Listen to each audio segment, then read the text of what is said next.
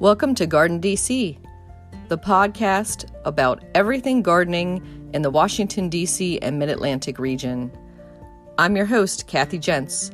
I'm the editor of Washington Gardener magazine, and we're aimed at gardening enthusiasts, people who grow everything from edibles to ornamentals, natives to exotics. If it grows in our area, that's what we talk about.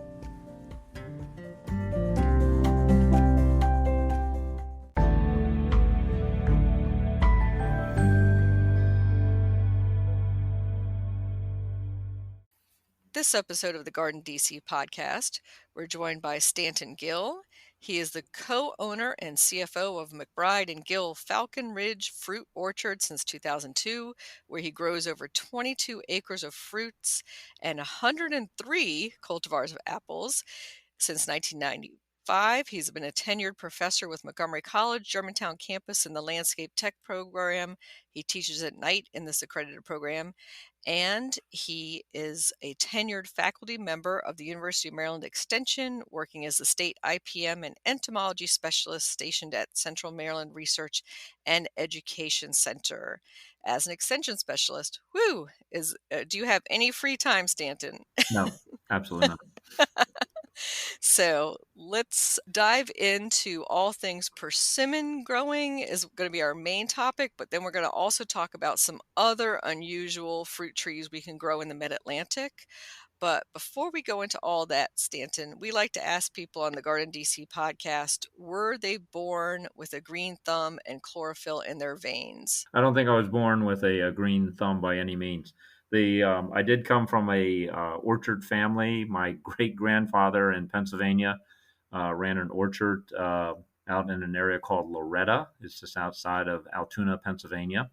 My grandfather, when he married my grandmother, inherited that orchard, and he spent all of his time cutting those trees down because at that point he said no one made money on fruit trees at that time, and they made money on liquor, and so he grew vegetables that make liquor, believe it or not. Yeah. So he wasn't into the hard cider then? At that point, they were making hard liquor to keep his family alive during the Depression, he tells me. So, yeah, not hard cider, though. They didn't make that. We're going to have to maybe have another discussion another time about how to make hard liquor from vegetables. Yeah.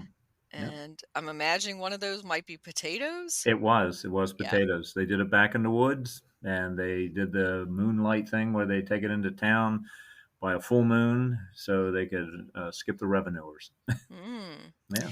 So when did you discover a love of horticulture? In college, like most people in biology, I was a pre-med major, and then I took a horticulture class and fell in love with horticulture. And that's what my undergraduate degree was in. And I took a fruit class, and actually what I fell in love with was not persimmons, but it was seedless grapes. And that was my first introduction into fruit growing, was growing seedless grapes. And were you just growing them for yourself, or were you growing them at your family's property? Well, when I was in college, it was a course in living in an apartment. So I asked my parents if I could put grapes at their place in Silver Spring, Maryland. And they said, while you're in college, you can have it there. As soon as you get out of there for undergraduate, take it with you. So I took cuttings off my grapevines, and I would root them every year and put them in little 3-gallon pots. And when I met my now wife, I had probably about 4 or 5 seedless grapes in pots. And where most people have houseplants out on their little balcony, we had potted grapevines. My friends used to laugh at me, and they said, "What are you doing with those?" And I said, "I'd reroot them every year." And I told them, "Someday I will own a farm." And again, they laughed at me. But now I own 4 farms, and we put it together into 105 acres up in Westminster. They're all adjacent to each other, and it's a beautiful operation. Looks like a big experiment station. Nice. So aside from the grapes, and we'll probably get into some other unusual things to grow for the Mid-Atlantic today. Oh, yeah. You are known locally as the persimmon guy. That's how I know you from local farmers markets. So now is the height of persimmon season? It is. We've moved into persimmon season, and Mhm. I like having being called the persimmon man. I mean, whatever we're selling, we're that for that week. You know, the apple person, the peach person. So now I'm a persimmon guy, I guess. And actually, I'm an entomologist, so I get to be all these wear all these caps. But as far as moving into it, yes. As it gets into the cooler weather, the persimmons, Diosporus, really start to get their flavor to them, especially the Oriental types. The native persimmon really won't come into its own until we've had several hard frost. Then it'll probably be almost Thanksgiving or a little later before that really is edible because of the tannins they have to break down with that cold weather. Hmm. So let's get into that a little bit since we're talking about the differences between the native and the Asian varieties. So you said there's tannins that need to be broken down with the cold. So that's different from how other edibles in the garden, we let them be exposed to frost so that the sugars can develop, say like in Yeah. peas. Hmm. So that's not the case for persimmons. They don't develop sugars in them. Well, they do develop sugars, but the tannin really does have to break down. The If you bite into a persimmon before these tannins have broken down, it's what we call astringent. Otherwise, it tastes like biting into a hunk of chalk.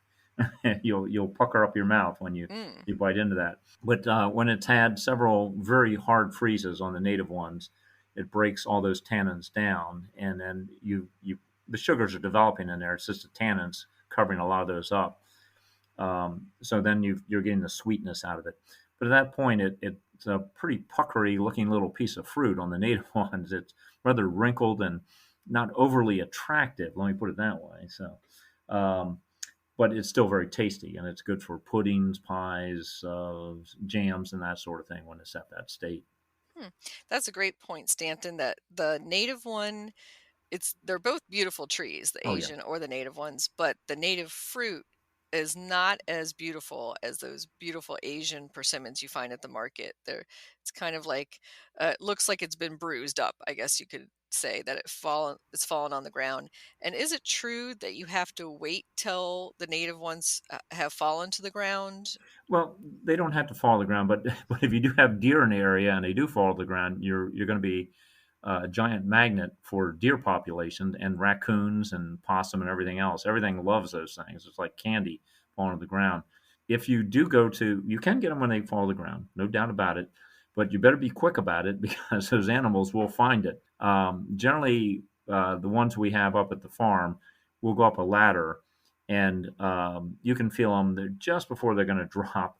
We try and get them off the tree. One, because you don't have the animals feeding on them, obviously. But the other thing is you have all sorts of dirt get on it when it falls into the ground, and it's kind of a loose piece of fruit right then. You're going to get all sorts of things embedded in there. So it'd be better to take it off the tree, but you're going to have to taste it on that tree before you start harvesting them. And you had to go through several very hard freezes, not these light ones that we had this last week. Hmm. And so once they're ripe, they Mhm. don't ripen anymore once you pick them, I mean. Well, the as far as the sweetness, Mhm. pretty much. I mean, they will sweeten a little bit. They'll go to a point, and then after that, then they begin to decompose. So we have picked them and then held them, and we usually will put them in a cooler when we do that. And we can hold them usually about 3 or 4 weeks in a cooler. You could stick it in your refrigerator and do that too. And they will soften a little more and get a little sweeter. But then they reach a point, and then they go from sweetness into just kind of a decomposing state. Mhm. Yeah. And that's probably another major difference between our Native American persimmons and the Asian ones is that the Asian ones seem to be much longer storing. Hmm. Well, there's different types of Asian ones too. There are certain varieties of Asian that are called non-astringent, so otherwise they're not high in the tannins. Um, Mhm. and but there are Asian types that are astringent, just like the American ones. And the in Japan and China, some people prefer astringent types. Believe it or not, they will wait until they have hard frost, and in some cases they will take the fruit, harvest those astringent types, and they put it in a freezer, and they've worked out how long to do that for, and it breaks down the tannins, and then they'll pull it out, and they say those are sweeter than the ones that are firm, the non-astringent. Now, but personally, I prefer the non-astringent types because, like you're describing, you can harvest them when they're firm. They usually turn a yellow-orange color, and they're very nice and sweet. They have more of a flavor I attribute closer to an apricot, at least for me. Hmm. That does bring up the flavor differences. Yeah. So maybe we can talk about how a native is as opposed to a few of the different varieties of the Asian one. hmm Well, the native again, you're eating when it's a softer piece of fruit, so it's not going to be that firm. Well, you wouldn't be able to get it down if it was firm, but once it's softened, then it's more almost like a marmalade jelly. Um, it is very, very sweet, and it is very nice, very delightful if you get it after those tannins are broken down. But say the Oriental types, like the one that we grow is called Gwangyang, and that's from a district in Korea. Be like saying Montgomery County or Prince George's County. It's a region of Korea that's just south of Seoul, um, and that one was introduced to me by Dr. Bill Preston, and I can't really claim to be the persimmon man. I mean, if anybody was the persimmon man, it was Dr. Preston. Him and Dr. Shanks from the University of Maryland traveled over to the Orient, evidently back in the 1960s period, is what they tell me, and they collected persimmons from China, all parts of Japan, southern, middle, and northern, and they collected them from Korea, and they brought them back to USDA Beltsville and planted all these Oriental persimmons in a big plot, and they evaluated them over years, and they were seeing which ones were sweetest. But the big thing they were checking for was which ones were hardy for growing Hmm. here in Maryland. And of all the varieties they tested, um, they found Gwangyang, the one from Korea, was a non-astringent type. It had a beautiful color, a nice shape, looks like a kind of a squatty tomato, and it was the most winter hardy of all the varieties.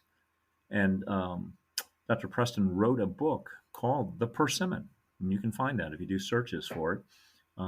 He honored me by signing a copy, and so I have one of the rare signed copies.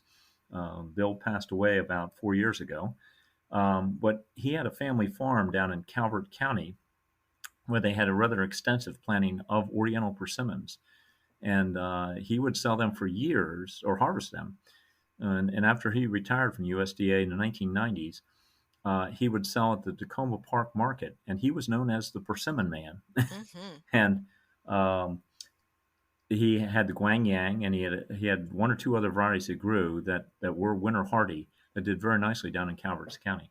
Nice. And do you know if any of his trees survived or were passed on to anyone? Well, it was a family farm, so he had brothers and sisters, and they before Bill passed away, they sold it, and a couple bought it that were actually real estate agents. They were investors, and they harvested the fruit in the first year and sold it and did very well because the fruit sells for around $4 a pound, and you can get so at least maybe 150 pounds off a tree. So they did very well out of it, but then they found out about all the work involved with pruning, shaping, and everything else, and they realized they didn't know much about fruit. So they sold it to a young couple, and I believe that young couple is still selling at Tacoma Park Market. And these are trees that Bill Preston installed years ago. Hmm. Yeah, I do see them come to Tacoma Park, sorry, hmm Market under Preston Persimmons, and you Oh, is that can, what they're calling them? yeah, and you can find them on social media too, and they only do that one variety of Yes. persimmons, so that's great. It was one of the things that Bill taught me over the years was, and he became a very good friend. He taught me how to graft the trees, and he was very patient with me because it's one of the harder trees I've had to graft and have a take out of it. It seems to be rather difficult to do. But he said two things I'm going to teach you. One, only grow this variety, and he said the other thing is this is the only variety I can tell you that is truly winter hardy here. And so at first in my orchard, I stayed true to Bill's wise words and only grew Guang Yang. Years later, my job with as an entomologist, worked with the nursery and greenhouse industry. one of our nurserymen started growing other varieties of persimmon in Frederick, and he would sell the trees to landscapers. And I told him, well, Guangyang's the only hardy one here. Well, we had a stretch of very warm winters for about 7 in a row, and he said, oh no, you can grow these other varieties, they're hardy here. So I put in an order with him for some of these other varieties and thought, well, let's expand out and try some other ones. What happened was they grew well for about 2 years. Then we had something come through called the polar vortex. If you remember, about maybe 12 years ago, we had an extreme cold period that blew down from the Mhm. north. It Yep. went down to 8 below. Then about 3 years later, we had something called the polar express that came through. And this is all involved with the climate change. We're getting more violent weather. Both of those cold periods killed all those other varieties in that nursery, and they killed the trees I planted up in my farm, except for Guangyang. Guangyang came through. The other thing that he had taught me was on you just grow Guangyang, one, because it's winter hardy, but the tree is self fertile, and when you just put that one variety out, it will be virtually seedless if you just grow Guangyang. If you put in another variety, then pollen can come from the other variety, and you'll start to see seed develop in that one and the other variety that you planted. So you get little seeds inside. So at least I kept mine separate from the Guangyang. And that's worked very well. So if you pick an Oriental persimmon, when you're looking in your catalogs or looking online, I would suggest Guangyang. But if you pick another variety, the Giro does well here too. Stark sells a good one that's pretty hardy. But just pick that one variety, or at least plant it in one area and don't have it near the other one that it can pollinate, because otherwise you'll get seed production inside there. And really, it's better to have a piece of fruit that's seedless. And when you say not in the same area, is that 20 yards apart? How far? Yeah, it really has to do with the wind and the pollinators as far as they would go. Mhm. If you're talking about a residential yard, I wouldn't put another one in your yard and ask your neighbors. Don't get your neighbors to start growing nearby. But if you're a couple of neighborhoods away, then you'd be fine. The chance of the pollinator carrying that in or the wind carrying it in would be rather slim. Yeah, Would they cross with a native persimmon that might be nearby? they can. Mhm. Yes, in fact, there's some hybrids they have. If you look on the market, that have advertised where they've crossed the native persimmon, uh, native to North America, with the Oriental types. They have one they crossed in the Ukraine that they call Nikita's Gift, and that's a cross of Oriental type and another diaspora, not the American one, but one native to the Ukraine. They cross those two, and they have a hybrid between them. And then if you look in the catalogs, they'll have things like there's one called Meters Delight, and Meters Delight is a cross of an American persimmon, native persimmon, with the one of the Oriental types. So yes, they can cross pollinate. Not that the fruit would be any different on that tree. It's the seed you just produce seed, and there is what's going to happen out of that. And then if you took the seed and grew that up, then it would be a hybrid between those two plants. And getting back to that hard work you talked about earlier for the next generation taking on an orchard. Mm-hmm. Um, so let's talk about some of that maintenance for the persimmon trees. What do Mm-hmm. you start off? Maybe we'll go through a calendar year. So, Sure. do we do anything January through March? Not really.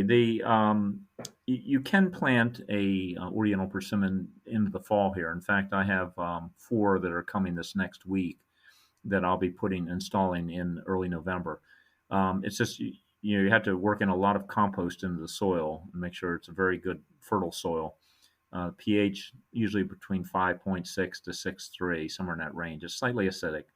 It's not as particular as some of the other fruit trees like an apple would be or peach, that just have to have a higher pH. But prep the soil and have it all growing. That's it.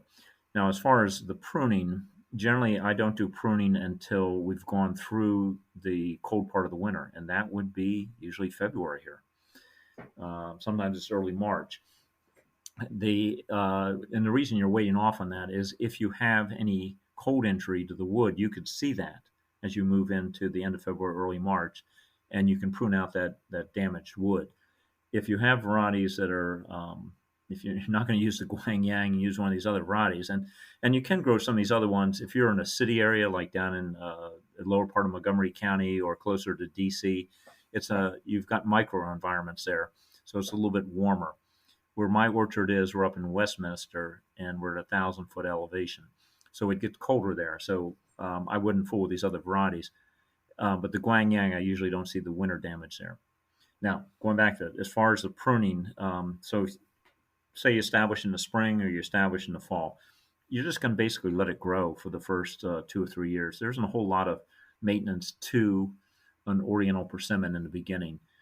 Basically, you want as many leaves coming out there to expand the trunk and branches. You might do some slight pruning in March for branches that are very sharp angled if they're coming up. You want branches to spread out. Generally, I'll let them have a central leader to the tree, and we'll go up to about maybe 5 or 6 feet on that central leader. Then we'll try and develop scaffold branches going outward. That's to bear the weight. The tree is not a huge tree if you just let it go, it's only going to get around. The Guangyang is usually going to top out at about 12 feet in height. If you want to keep it smaller, you certainly can prune them for that, and that's generally what we do in our orchard. Is most of our fruit trees we will prune to keep it down at usually under 8 feet. You're going to get more bearing the bigger the tree. If you let it go up 12 feet, but keep in mind you're going to have to go up a ladder to harvest that fruit.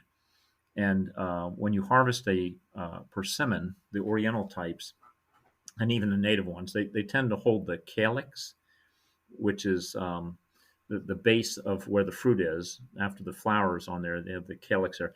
It looks like a cap, and it's attached to the fruit. If you try and pull it, it usually will wound the top of that fruit. You'll open it up, so now it's going to break down. Usually we'll take pruning shears up and actually cut the little small branch and then come back and then cut in close to that. Leave the calyx intact when they're selling it. And then as it matures, you can easily pull that cap out of there when you're going to go to eat it. But you leave that calyx cap on there. And so for continued pruning throughout the season, Mm-hmm. do you do it to thin the fruits at all, like you would on an apple tree, or do you leave it alone? We have just let ours bear. Mm-hmm. If you thin a fruit, what you're going to get is the remaining fruit's going to be bigger. But we found a lot of times when we don't thin ours, we get something that is maybe around, if you have a fair amount of rain, you're going to get something that'd be about 3 inches across, and it's about 1.5 inches high. For the market we sell in, for farmers market, that size seems to fit most people's needs. If you thinned it, yeah, you'd get bigger fruit. But a lot of times people look at things and they get too big. They say, well, that's too much fruit for me to handle, which you might find it peculiar to hear that, but we hear that very commonly at our farm Mm-hmm. market. So we don't thin is what it gets down to on the Oriental persimmons. It's not dense like a peach tree or a plum on the fruit set on that. They tend to space themselves out on there. Sometimes you might have one on either side, but usually you have at least several inches in between the fruit. So it does a pretty nice job of spacing itself out without having to thin those. It is an extremely attractive tree at this time of year. When that fruit is starting to show the yellow color and then turning that orange, even if you weren't going to harvest the fruit, it's just spectacular looking. Yeah, I agree, Stanton. I think it's a beautiful landscape tree, even Mm-hmm. if you never get one fruit from it. Yeah, And that can probably bring us around to, everybody else likes to eat persimmons, as you mentioned before. right. So, what do you do to stop the squirrels and deer and raccoons? Well, the squirrels probably are a major problem in urban areas. In our orchard, we're up in the country and it's out in the open. We have enough hawk activity that squirrels really don't come into our orchard because we get people at the market all the time. So what do you do for squirrels? And I said, I don't worry about them. We have so many predators, they won't come out. They stay back in the woods area. Now, in a residential setup, what I would do is just stay on top of your fruit. When the Diosporus and his khaki is the genus on that. When you see it start to show a yellow color to it, and it doesn't have to turn orange, but just that yellow color, you can harvest it. And we will take those, if we want to hold them, we'll put them in our cooler, which we hold at 31 degrees Fahrenheit, because fruit with the sugars in there won't freeze the fruit. but it slows down respiration. Well, that way we can hold those for a fair amount of time. When we're ready to go to market, we will pull them out of the cooler, and we just put them at usually around 60 degrees Fahrenheit, somewhere it could be up to 70. And what it will do is the fruit will go from that light yellow, and it will start to darken up in color and soften, and the sugars will increase in that. And so you can almost stage it for when it goes to market. So usually we'll take it to market when they're orange, because most people associate that with ripeness. And then we tell them, yeah, okay, that's fine. That's good.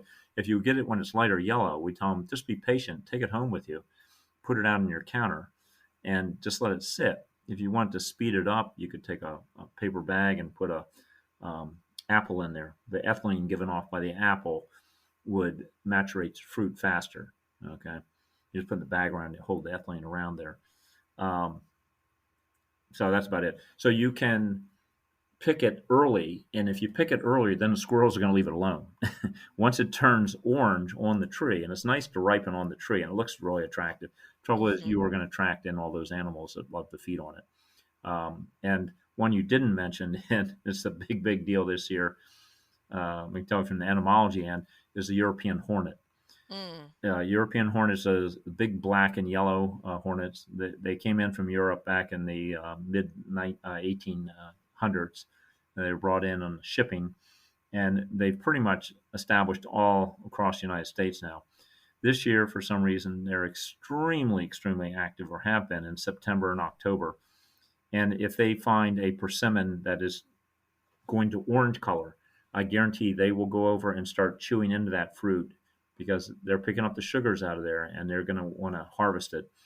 And you can still get your fruit out of there, but you're going to be fighting that hornet to get the fruit. So I would pick it when it's got the yellow color, and then ripen it inside. Do it that way. That's the best way to go on that. Hmm. And any foliar diseases or other issues that persimmons might need to be sprayed for? Yeah, it depends on the season. In 2018 and 2019, basically in 2018, it rained the whole year from March until October. With that was the year we had over 100 inches of rain, which set a new record. And in 2019, it basically rained from March until July, and then the rain turned off. And then we went to California dry weather. So in those years, if you did not spray with a fungicide preventatively, your fruit really didn't look very attractive. It had a lot of spots on it. There's several different leaf spotting fungi scabs that will show up on those.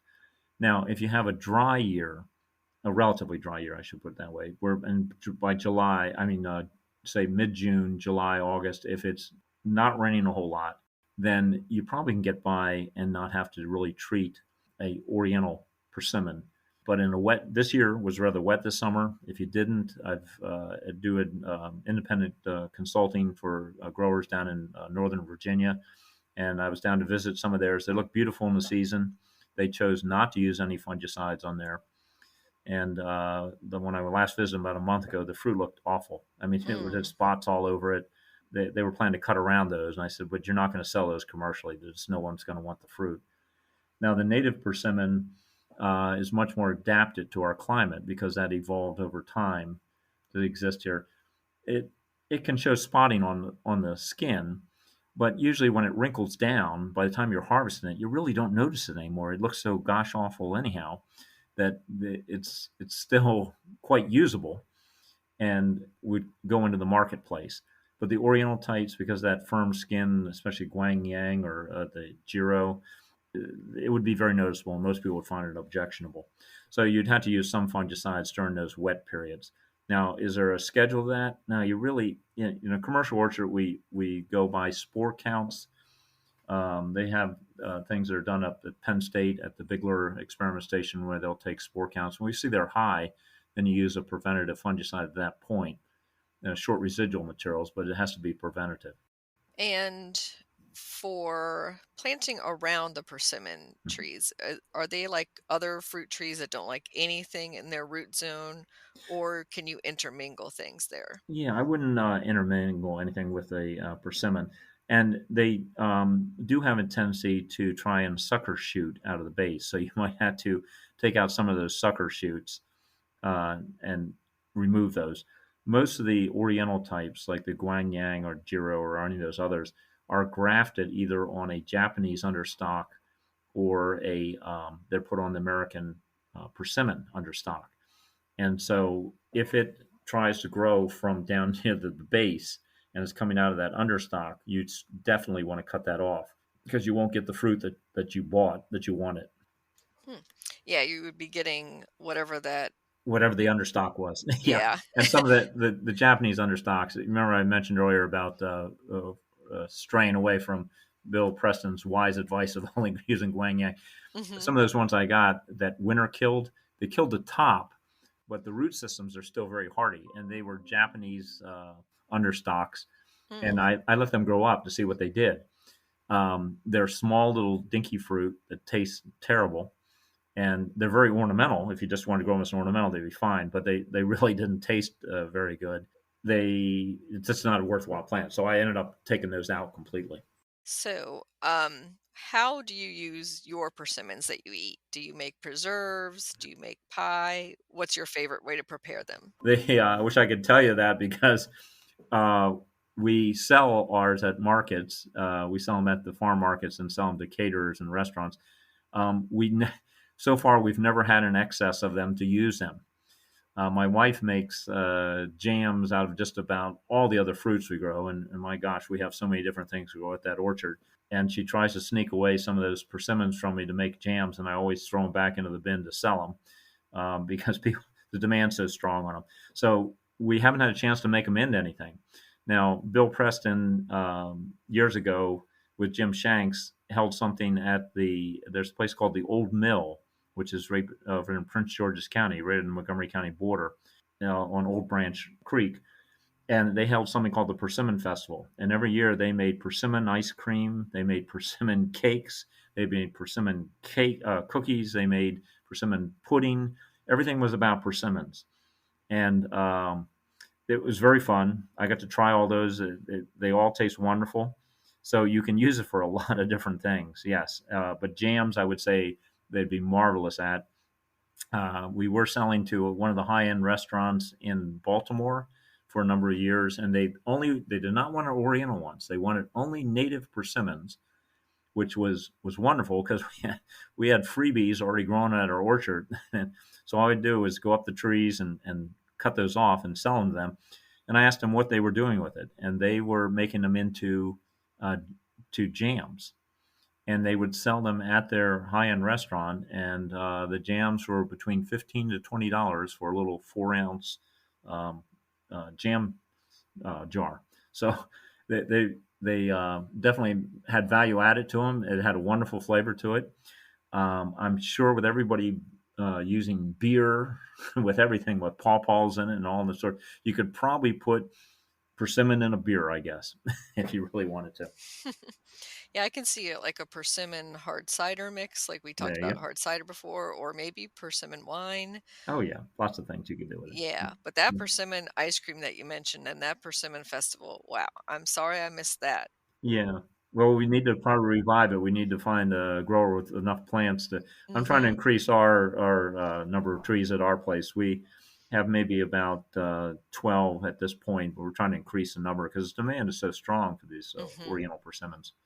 Yeah, I think maybe between you and the Preston Orchards and Yeah, maybe some others, we can probably get that back again someday. hopefully. And so, some other fruit that's coming into ripening right now, you had mentioned before we went on the air the shea fruit or che fruit, the melon fruit. Yes. Well, it's CHE is the Hmm. spelling on that. Now, depends on where you're from. I've mentioned to someone who was just out to my orchard from China, and I called it shea fruit, and she called it she fruit. And I said, I haven't heard that pronunciation. She said, well, she's from the central part of China. She said that's how they would say it. The CHE in Chinese translates to stone, and evidently this fruit tree is found grown in stony soil and rocky soil, so it's very adaptable. It's from China, and it's an interesting fruit tree. When people come out to my orchard at this time of year, it catches their attention in October, November. it's a relatively small tree. It's maybe tops out at around 12 feet, just like the Oriental persimmon. But the fruit on it looks very much like a Cornus cusa. In a sense, it looks like the human brain. And it's Hmm. about the size of a 50-cent piece. Hmm. And it's green most of the summer. But as soon as it gets cooler in about mid October, you'll see it turn pink color. And then as it gets colder in the later part of the month, it turns bright, bright red. We've taken it down in the market, and everybody that walks over there says, "I'll take a container of your big raspberries there." Kind of look around and what raspberries are you talking about? They're pointing to the shea fruit. And I said, "Oh, no, no, no, no, that's called shea fruit." And they said, "Well, does it taste like a raspberry?" And usually we'll tell them, "Try a sample of it, take the whole fruit, bite into it." And I say to them, "Tell me what you think that flavor is." And 95% of the time I will hear it tastes like watermelon or cantaloupe. And I said, "Well, that's good because its name in the United States is melon fruit." So it's a very unusual fruit, very late in the season. Now, if someone's growing in their backyard and they don't want to do a lot of spraying, that's the fruit for them. It's ideal. We do not treat that with anything, and I haven't seen any pest on it. We've been growing it since 2002 out there. It's a relatively pest-free fruit. I have not had deer feed on it. I've not had raccoons go after it. And you harvest. We will be harvesting the last time this weekend. That will make the fifth weekend we've harvested off those trees. Now, there is male and female trees, so generally you need one male, and then we have a couple females. They graft it, kind of interesting, onto a native plant here that we have here called the Osage orange. Okay, Huh. uh, now Osage orange is Yeah. a very vigorous tree, and it has such a aggressive root system that for some reason that they've chosen to graft it onto that rootstock, so it's more tolerant of soils. So you do need to watch if you see something coming out of the base, because Osage orange will have the branches have thorns on them, and so you have to take those sucker shoots out of there. Otherwise, you'll be dealing with some nasty little thorns coming out of the understock part. But the tree itself, the shea, is basically thornless. It's a fun fruit on there. If you go to Edible Landscape down in Purcellville, Virginia, they several years ago started offering a seedless, what they're calling a seedless variety of it. It has small little seeds in it, a little bit like a raspberry seed. The seedless one doesn't have as many of those little seeds, but you only need one tree. You only need a female. You don't. It's self fertile, and we started growing those. What I found is they're not as vigorous as the ones where you need a male and female, and they're slower growing. It's going to take you 6 or 7 years before it really comes into production for the seedless version. But if you're patient, you can get by with just one. The new ones I'm planting, I've only put in the seedless ones in other parts of the orchard where I don't have to rely on a male. But we still just keep the one male around for our pollen source. But a Hmm. fun fruit to grow, relatively, if you want to get by without doing a lot of spraying with fungicides or insecticides, it's a good plant to play around with. But it comes very late in the season. Hmm. And for those podcast listeners, you might recall that we had Mike McConkey of Edible Landscaping on episode 22. So that was August of 2020. And go back and listen to that episode for some more tips on great fruit trees for the mid Atlantic. And I think we might have touched on the shea, but I don't think we went into it that much. So that's great to hear about it, especially since it's a fall timing fruit. And another one you said you're growing that is coming into ripening now is the beach plum. Well, beach plum, we can go over that briefly, and it's one of the one I want to do was the citrus too. After that, if we could, but beach plum is a Hmm. native plum, and it's not this time of year. It was a little bit earlier. Plums generally they ripen. Most of the varieties will ripen in July and August. Beach plums start to ripen end of August, and they pretty much go through the whole month of September. Um, they're native to the East Coast. You can find them from Maine all the way down to Georgia in some of the coastal areas. You don't find it in Maryland though, and there's a good reason. Our beach that we have is Ocean City, Maryland. Well, that was Hmm. created by a hurricane Ah, and the beach plums never got established there. And the place that they would be growing would be Azatec Island. But what do we have on Azatec Island? got all those wild horses. There you go. And Yeah. they've eaten all the beach plums down the ground, so they love them, and also deer love them. Also, they love beach plums. But if you're from New England, you would know that fruit. It usually after Labor Day, people go back into the dunes, and it grows as a almost a small tree or shrub, and they would harvest the beach plums. Now they're small; they're only about the size of a big blueberry, and they have a big hard seed pit in them, and they're tart. And you think, well, why would anybody grow that? Well, people from New England would harvest them, and then they would put them in things like nylon hose or whatever, some sort of net bag, and boil them in water, and they would make jellies out of them, and it makes a wonderful, wonderful jelly. Now, one of my cohorts in the university system was working on his doctorate at Cornell University. His name is Dr. Richard Uva, and Richard actually took these wild species and looked at cultivating them and selecting for bigger size and different colors on those. Then they now have the patent through Cornell on several name varieties. There's things like Premier and Hancock. They have a yellow gold. That's a yellow color beach plum. What's nice is they're adapted to the East Coast climate. So they're much more disease tolerant than a lot of the European plums that we try and grow in backyards or Oriental types. So it's a nice one to be growing in the landscape.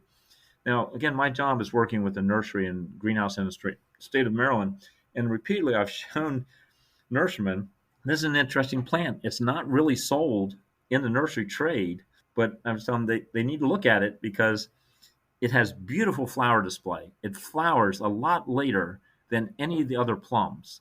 Other plums would be well done, and then about 2 weeks later, these things open up their blooms. It covers itself with white flowers. It is gorgeous when it's in bloom. And then the little plums that form in there are green color during the summer. And then in the fall, they color up. They're kind of bluish purple. Again, even if you weren't harvesting it to eat it, it's an extremely attractive tree, and I just haven't had any nursemen jump on this thing yet. So it's just kind of a box that just hasn't been opened up yet. The cultivated varieties, the Hancock and the Premier, will give you a fruit that's about the size of a between a dime and a nickel in size, and so it still has a pit in the center. It is a little tartar plum than most people are used to. You're used to the Oriental types, the round ones, and the European types they call prune plums. Those are extremely sweet. This is a much tartar flavor. Now, when we first brought it into our farm market, most Americans, when we let them sample it, thought they were blueberries. Number one, they thought they were big blueberries. And we said, no, be careful. It's got a pit in the center. But when they pop it in their mouth, they're thinking really sweet. And they get a funny look on their face. But we have many of our clientele are from Europe, especially northern part of Europe. And they tend not to be raised on sugar like most Americans here. I mean, from the get go, we're given sugary drinks and soft drinks and sodas and everything, and milkshakes. That's not as doesn't occur as much in the northern part of Europe. So they like that tartar flavor. So we've developed a very big clientele now for this native plum that has kind of a tart flavor. And if you let it go really long, it actually does get sweeter if you let it a little bit, hang on that plant a little bit longer. It is small, and you have to get the idea a smaller plum, but it's much more disease tolerant than our other plums that you'd be trying to grow in your backyard. It is self-fertile, so you just need the one variety on the thing. I would get the name varieties, Premier and Ozark, or Hancock, excuse me. Hancock are two good ones. They have a gold one that's also available. You'll have to search around to find them. If you get the straight species, they're going to be a smaller thing. They're only going to be about the size of a blueberry, which is still okay. If it's just an ornamental, that'd be fine. And if you're going to make just jams out of it, that'd work fine for you. But if you're going for that fruit production, I'd get those name varieties. Hmm. Well, I definitely have to look out for them. And so with our last few minutes left, we definitely wanted to touch on that cold hardy citrus that you are experimenting with. I'm very excited about those. The one of my the night I teach at Montgomery College, and one of my students introduced me to varieties of citrus that were more cold hardy. As I looked into it, there's some of the varieties you can find out there that can take it down to the low teens. Then I found some that would go below 10 degrees, and now we found some varieties that can take it down to 1 degree Fahrenheit. I even have a lemon that came through the polar vortex at 8 below for 3 days in a row and survived. And I have that one. It's called Julie. It's not commonly found. It's just something that I've selected. But you can find some of these hardy citruses if you do a search on the web. There's one called Citrange, and Citrange is a very nice orange, very sweet flavor that can take it down into the single digit figures and do okay. We've been growing them in big pots, and we will keep them out until about Thanksgiving. Then we bring them inside for the winter and just keep them in sunny windows through the usually end of March, and then they go back outside again and grow them outside. This year, I'm beginning to play with that lemon that I have that took it 8 below, and we're going to try some of the citranes and one of the oranges called Morton's orange that's down to 1 degree Fahrenheit. And we've planted them in Westminster at our orchard. We're going to see how they ride through this winter. I think we have some potential here. I've seen plantings down in Virginia Beach of the Mortons and the citrange, and it came through the polar vortex. Got a little bit of damage on the foliage, but the fruit seemed to do pretty well. So we might have some citrus that looks adaptable for Maryland, possibly. Hmm. Yeah, that's going to be really fascinating to follow up on in a few years. Yeah. And do you think, we're talked a little bit about climate change and the extremes that we're going to get, the Yeah. extreme highs and lows, and how that might impact some of that fruit tree growing in our region? Yeah, well, the last two winters have been relatively mild, and about everybody growing figs. I know we weren't going to get on figs too much, but the Hmm. figs have done very well. We had many people come to the market saying, "Oh, their fig trees look wonderful. They're producing well." And I said, "Yeah, you had two mild winters, Hmm. and we can get stretches like this where we have a couple years where it's very mild winters, and some of these marginal varieties will do very, very well." But realize we are in a climate change thing where it's more extreme. So it may be mild for a couple winters, but then probably we're going to swing back and get a violent period in between. So you might have to protect things on those real extreme years, and there's ways of doing that. Figs, they've done them in Wisconsin, where they actually dig a trench next to the plant, they bundle the branches together and bend them down to the ground and bury it. Now, once you bury it down like that and put soil over it, weight it down, the roots are hardy to 40 below, and the stems can take it quite cold when they're covered up like that. We've done some trials with one of our people that were growing figs where they bend the branches to the ground. We put carpet over top of it and then weighted that down, and that rode through those extreme periods of the polar vortex and the polar express, and didn't have the damage. Whereas you had the stems above ground, you will see the damage on That is a lot of effort, I must say. them. It is, but it's worth it. Yeah, I would say that is, especially if you have one that you particularly love that flavor of that Yes. particular variety and that you've really babied it along, you want to go to that extra effort. Yeah. Well, there's the will, there's the way. There's a, if I can do a short advertisement, there's a course that Hmm. I teach at Montgomery College. I just taught it this last spring called Advanced Fruit Production. It's only offered every 2 years. So that would be offered in uh, 2023 if people do want to go further with fruit production and learn all the in-depth things of all the unusual fruit you can grow. I would say sign up for the course. Right now, we're doing it online since the COVID came out, and we've Hmm. increased our enrollment tremendously with that. Before it used to be all live, and I think we'll probably go back to hybrids where it's between online and live. Great. And how would people be able to contact you, Stanton? The way, if you want to contact me, would be come to our farm market. We're at the Alney Market in on Sundays from 9 o'clock to 1. You're certainly welcome to visit there and purchase fruit, and we'll have some of the trees we sell there. during the day, you really can't get me because my job is working with the commercial nursery and greenhouse industry in the state, not with the Hmm. homeowners.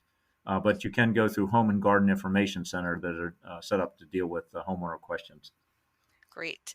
And for those who are listening outside the Mid-Atlantic area, Stanton is talking about the Olney, Maryland market in Montgomery County, Maryland. So if you're ever in the Washington, D.C. area, come on by and visit him there. And again, you can contact him through the University of Maryland Extension office as well.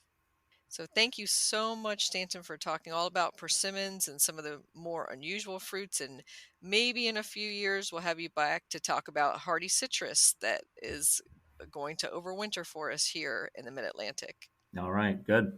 All right. Thank you so much.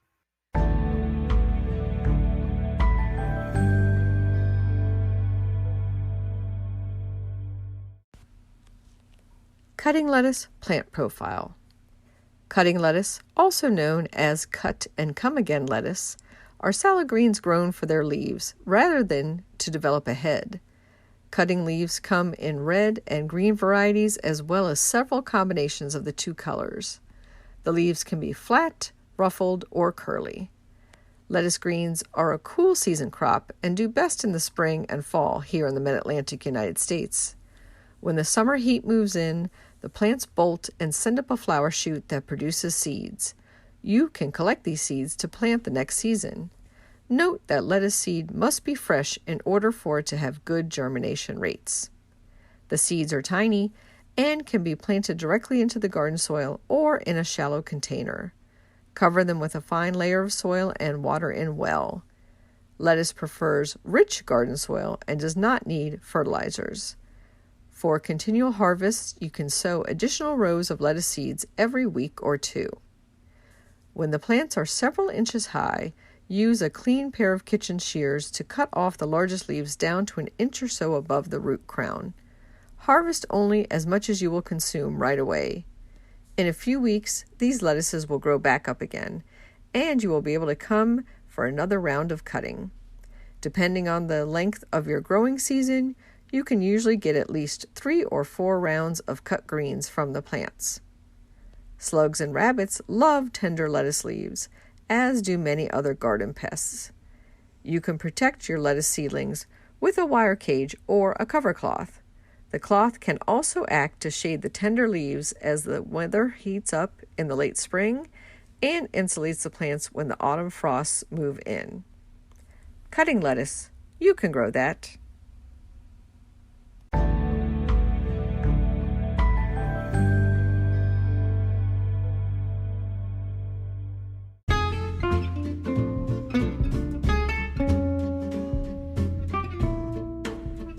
What's new in the garden this week? Well, it happened. The DC area got zapped by a frost and a freeze, and it looks like it's officially the end for the tomatoes and peppers and annual flowers. My pond plants that are floating on the surface haven't got too much of a black edge, but I'll probably pull them out this weekend in any case. So I'm applying straw around my asparagus and strawberries and other perennial plants in our community garden plot. I've also put row cover fabric over the lettuce, spinach, radish, and bok choy to insulate them for the wintertime. We still haven't put in our garlic, but that's our plan for this upcoming week. And I've started collecting seeds from those annual flowers that I'm pulling. So some of those favorite zinnias and cosmos I grew this year, I'm definitely going to be setting aside in a special envelope to plant again next year. In the local gardening world, there's a couple events I want to draw your attention to. First is the Silver Spring Garden Club Veterans Day planting of daffodil bulbs at Jessup Blair Park, and that is on the DC-Maryland border, right on Georgia Avenue near Eastern Avenue. And we do that at 11 a.m. It's open to guests and anybody who wants to plant daffodils with us. We welcome donations as well. We have about 750 bulbs we're putting in this year that will be added to the several thousand bulbs we put in over the last 5 to 6 years at that park. So it's going to be a beautiful springtime there. Also happening is a fall colors talk that I am giving for the Sandy Spring Museum Garden Club. This event is being held virtually, and it's on Sunday, November 14th at 2 p.m. Eastern Time, and you can sign up for it through the sandyspringmuseum.org website. And our insect columnist for Washington Gardener magazine is giving an upcoming talk at Brookside Gardens, and that is entitled Horticulture Fact and Fiction, Debunking Gardening Myths. So that should be a fascinating one. And if you've been a past listener of Garden DC podcast, she has been one of our past guests talking about orchids and also addressing some of those gardening myths. So that's Carol Allen. She's a faculty member of the Plant Sciences Department at University of Maryland. There's a nominal fee to sign up for this talk, and it is being held virtually, so you can sign up and do it live or get the recording afterwards, and that is on Thursday, November 18th at 6:30 p.m., and you can sign up for that through the Active Montgomery website. Happy gardening!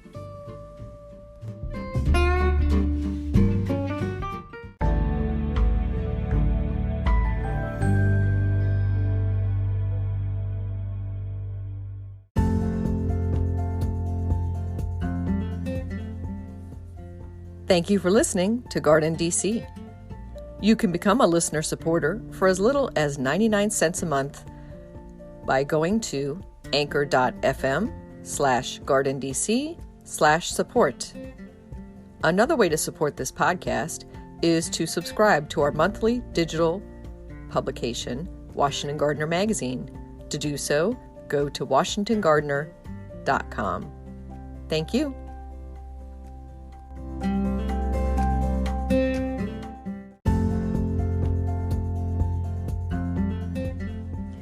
You can find Washington Gardener online at washingtongardener.com, on Twitter at WDC Gardener, on Instagram at WDC Gardener, and on Facebook.com at Washington Gardener Magazine.